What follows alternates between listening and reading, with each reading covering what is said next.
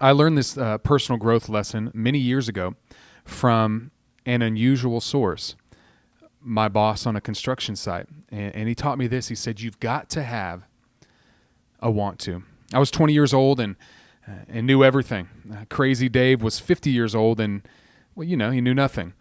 We were on a job site in a local elementary school in the summer of 2003. I had been a plumber's apprentice for a year, and I already knew everything there was to know about plumbing.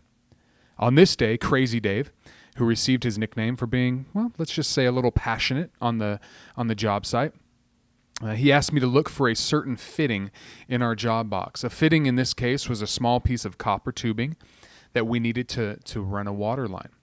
He was unsure if we had the fitting, but he wanted me to look anyways. And so Dave could probably see that I was not very enthusiastic about looking through a large metal box filled with heavy tools, tool bags, hardware, and all kinds of other junk for a 15-cent piece of metal that we could just go to the store and get really quick.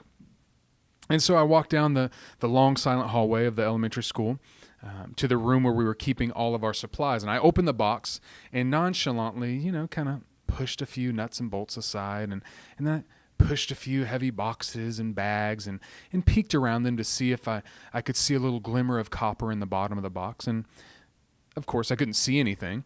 And so I wasn't really planning on seeing anything, and I fully intended on reporting to Dave that he should just call our boss, the owner of the company, and tell him to bring us a part. Just stop by the store and bring it to us. I shut the job box and made my way back to Dave. I reported to him that we did not have the part. Like I said, we didn't have the part. He would need to call the boss. Well, Crazy Dave looked at me, and with fire in his eyes, he began to march his 5-foot-tall, stocky frame down the long hallway. He motioned to me with one wave of the arm, "Follow me."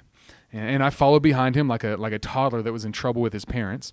And we got to the room, and I received a front row seat to why Crazy Dave received his nickname. Dave threw open the lid of our large metal job box. He reached in and began to throw 40 and 50-pound bags of tools and heavy-duty power tools. I felt like I was in a cartoon where the character's just throwing everything out of the toy chest in the air behind him.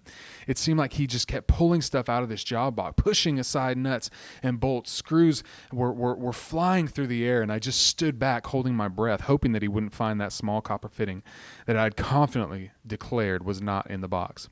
Well, once all the throwing was done, Dave reached down into the box and pulled out this small piece of copper tubing that I was supposed to find, and he held it up to my face, just underneath my nose, and he said to me 7 words that I'll never forget.